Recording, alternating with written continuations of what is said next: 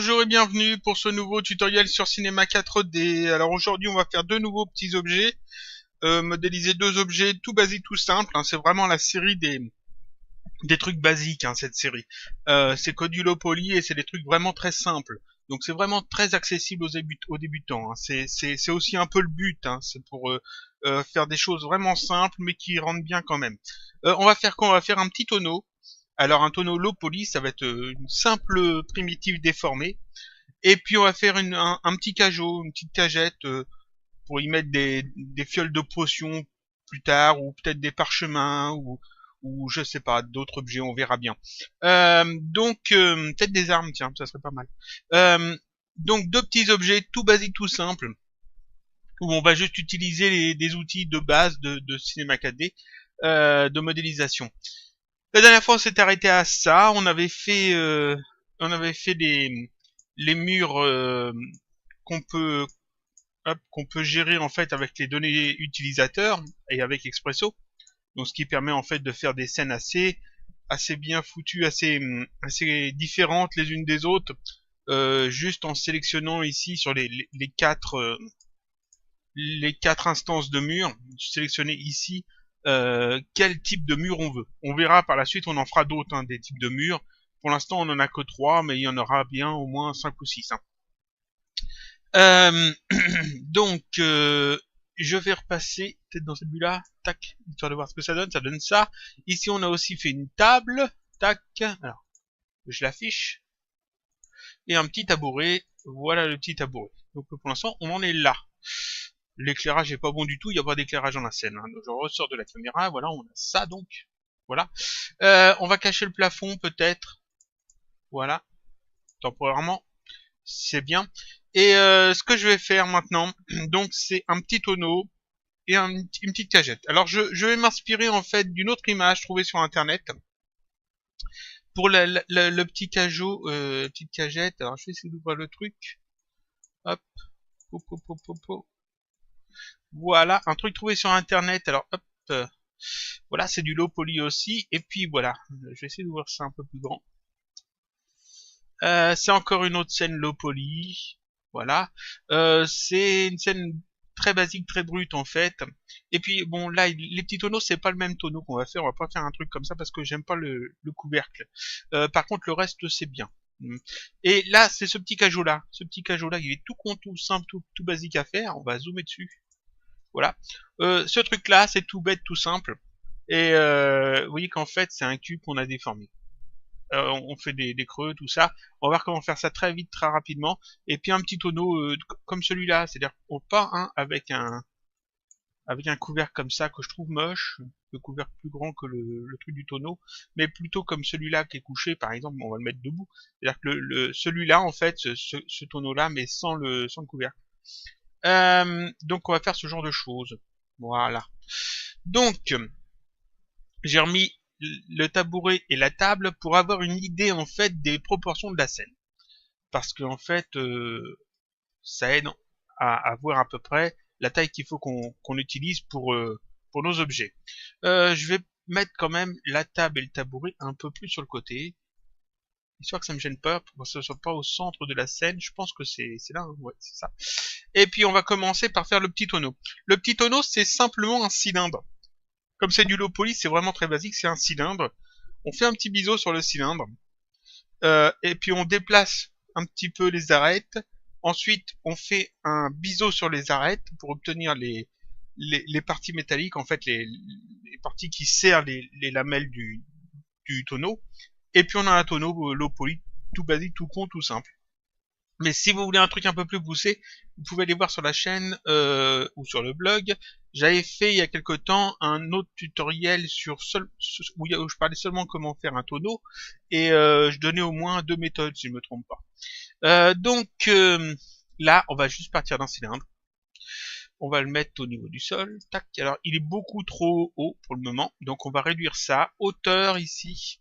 Alors si je mets 100, ça donne quoi? Je remets au niveau du sol, tac. Ça donne ça. Ça me semble honnête pour un tonneau. C'est un petit peu plus haut que la table. Mais bon, on veut quand même que ça soit un tonneau massif, hein. Il faut qu'on puisse poser un truc dessus, par exemple. Il faut vraiment que ce soit un gros tonneau. Par contre, pas aussi large. On va l'affiner un petit peu. Ici, en rayon à la place de 50, si je mets 40, ça me semble mieux. Je vais mettre 40. Ça ressemble pas du tout à un tonneau pour le moment. Il est bien au niveau du sol, ça ressemble pas à un tonneau. Ici, segment de rotation, 8, ça suffit. Je pense que ça suffit, 8. Voilà. On regarde ce que ça donne. Voilà, ça fait ça. Je vais retirer en fait le tag de lissage après, comme pour les autres objets. Il me faut ici en fait un petit arrondi. C'est-à-dire que si on regarde sur un tonneau basique, en low poly, la partie du haut, vous voyez que c'est tout biseauté, c'est pas droit, c'est pas juste un cylindre. C'est plus comme une sphère qu'on aurait coupée. J'aurais pu partir d'une sphère d'ailleurs. Ici en fait on a une partie en diagonale, après on a une partie droite et on a une partie en diagonale qui part dans l'autre sens, qui rétrécit en fait la forme. Donc en fait on a trois grosses parties et la partie du haut, la partie du bas, c'est celle des diagonales. Ici on n'a qu'une seule grande partie, c'est pas bon. Donc je vais aller dans le couvercle ici, je vais cocher biseau, tac, ce qui permet d'arrondir en fait les angles.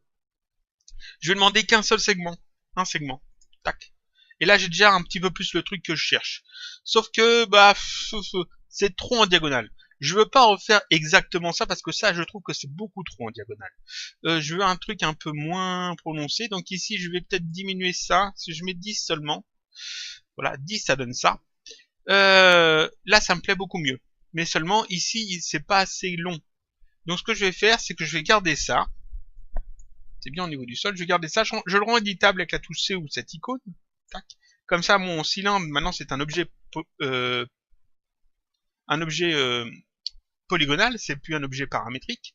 Je peux retirer d'ailleurs ici le petit tag de lissage que je vais pas avoir besoin. Donc là, j'ai ça. Je vais maintenant sélectionner cette boucle-là d'arrête et cette boucle-là en bas. Alors je passe en mode arrête. J'appuie sur UL pour sélectionner des boucles ou alors je vais dans sélectionner et je fais sélection par boucle. Et je vais cliquer sur cette arrête-là et avec la touche majuscule, je clique sur cette arrête-là. Comme ça sélectionne les deux. Je vais prendre ici la mise à l'échelle, l'outil de mise à l'échelle, et ici la petite poignée verte, je vais cliquer dessus, je vais redescendre comme ça, les deux arêtes, comme ça j'obtiens la forme du tonneau que je veux. Comme ça c'est pas mal. Là on a un truc qui ressemble à un tonneau. Maintenant ici il faut que on a peut-être un petit peu plus, comme ça. Il faut qu'on ait les parties métalliques en fait, qui serrent les lamelles. C'est ici qu'on voit en plus foncé. Donc ce que je vais faire, c'est que toujours avec ces arrêts de sélectionner, je vais faire un biseau. Donc MS, j'appuie sur MS. Donc d'abord M et ensuite S. Sinon vous le trouvez normalement aussi dans maillage. C'est pas ça. Où est-ce que c'est? C'est là, biseauté. Donc je sélectionne ça, biseauté c'est pareil. Et là je clique dans la vue n'importe où. Je reste cliqué, je déplace légèrement la souris pour faire un petit biseau comme ça. Vous voyez que ça double les arêtes. Et je relâche. Je vais passer alors je vais désélectionner tout. Je passe ici en mode polygone. Je reprends en fait ma sélection par boucle. Alors ici sélectionner sélection par boucle ou alors la touche UL, les touches UL. Et je vais sélectionner cette boucle là et cette boucle là. Avec la touche majuscule. Et j'appuie sur D pour prendre l'outil extruder. Touche D, outil extrusion. Et là encore, n'importe où dans la vue, je clique, je reste cliqué, je déplace légèrement pour faire ressortir comme ça un tout petit peu, pas de beaucoup, hein, un tout petit peu comme ça, tac, le maillage. Hop, je désélectionne tout. Là, j'ai le contour en fait les parties métalliques de fait. Ici, sur le dessus, je voudrais un petit renfoncement. Alors, je vais prendre l'outil de sélection et en mode ici polygonal, en mode polygone. Je sélectionne tous ces polygones là et puis dessous. Alors, je voudrais sélectionner. Ah bah c'est bon, je peux. Je croyais que le sol allait me gêner, mais non. Tous ces polygones-là. Parfait. Et là, je vais appuyer sur la touche I pour faire une extrusion interne. Alors, on l'a aussi dans maillage. C'est dans... je sais que c'est la touche I, mais voilà. Celle-là. Extrusion interne. MW ou alors la touche I. Donc moi, je vais carrément appuyer sur la touche I. Ça fait l'extrusion interne. Encore une fois, n'importe où dans la scène, je clique, je reste cliqué, je déplace. Et dans un sens ou dans l'autre, et je fais une petite extrusion comme ça. Je relâche, et maintenant je vais faire une extrusion normale, donc la touche D, encore une fois, touche D, extrusion. Je fais un clic et je déplace. Alors pas dans ce sens-là, ça sert à rien, c'est dans l'autre sens. Dans ce sens-là. Alors, je viens de me rendre compte que j'ai fait une bêtise. Ici, j'ai laissé le couvercle de cocher, ce qui fait que ça m'a dû me créer en fait plein de trucs supplémentaires que j'ai pas besoin. Alors, je vais revenir en arrière. Quand j'ai extrudé ça, ça a dû me faire des problèmes. Donc, je reviens en arrière, voilà.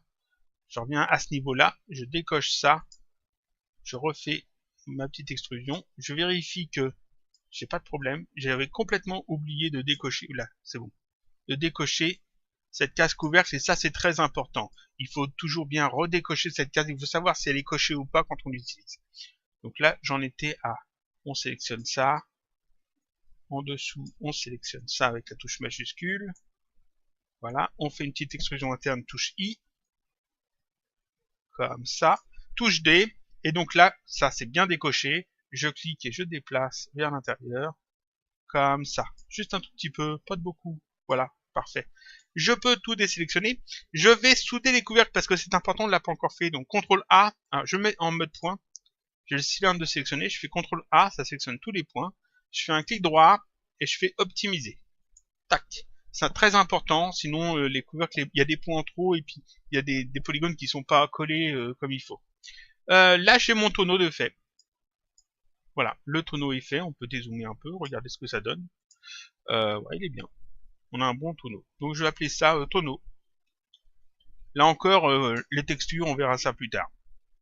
Je vais le mettre de côté. On va le mettre contre le mur. Alors, contre le mur. Hop. Là, le mur. On le met contre le mur. On peut facilement en faire plusieurs en utilisant, comme j'ai montré ici, l'instance. C'est-à-dire je le sélectionne, je fais instance, on fait un double. Et puis on peut en mettre autant qu'on en veut dans la scène. Maintenant le petit cajot. Le petit cajot, c'est un truc qui est assez simple à faire. Vous voyez que le tonneau, ça m'a mis, j'ai mis 10 minutes à le faire, même pas. Parce que j'ai parlé un petit peu, et puis je suis revenu en arrière, etc. Donc en 6 minutes c'est fait. Hein. 6 minutes c'est fait, et puis même si vous savez le faire facilement, en 2-3 minutes c'est fait. Maintenant, le petit cajot, c'est un truc assez basique aussi. Si on regarde ici le modèle que j'ai, c'est celui-là.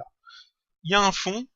Après, il y a une sorte de petite planche, en fait. Il y a un creux. Il y a une autre petite planche. Il y a un creux et encore une petite planche. Et qui fait le tout le tour.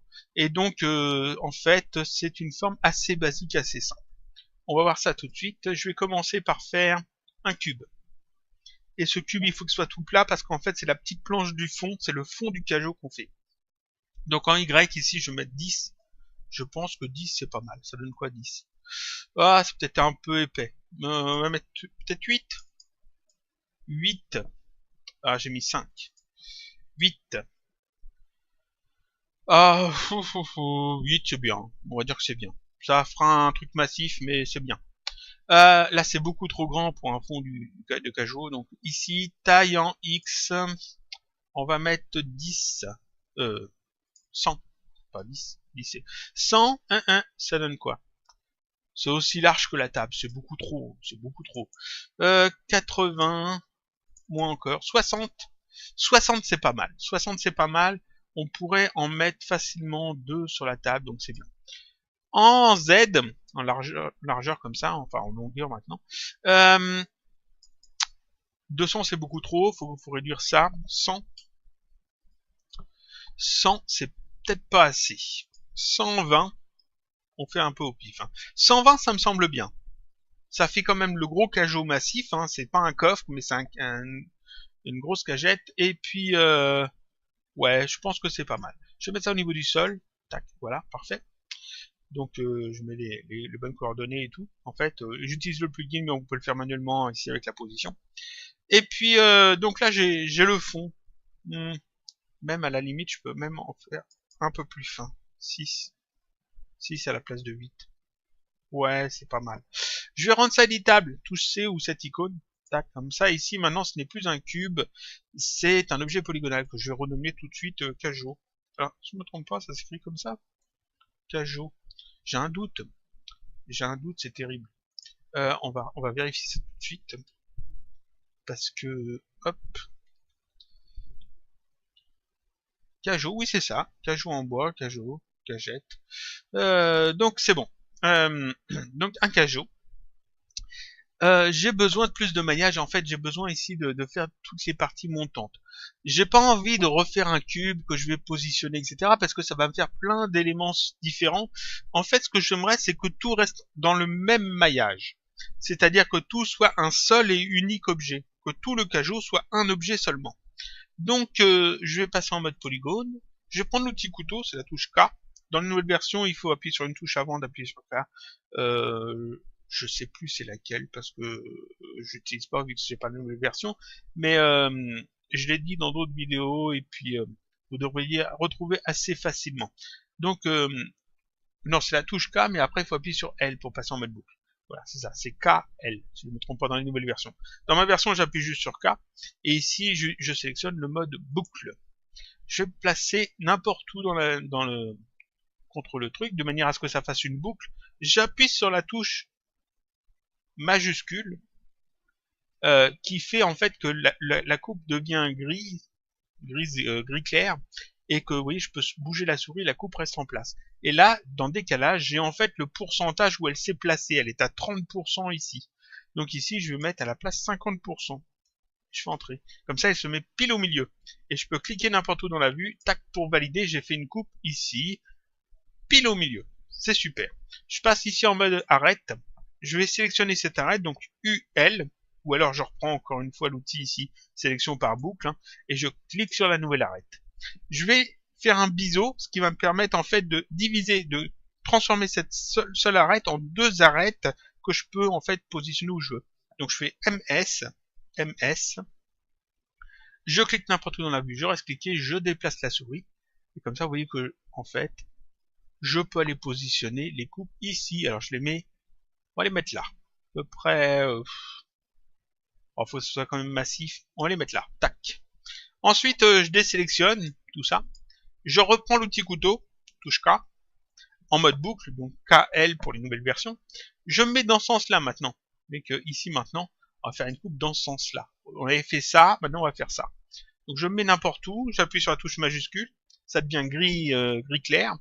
Ici je mets 50%, 50 et je fais entrer, ça se met pile au milieu, et je clique dans la vue. Comme ça j'ai fait une coupe bien au milieu.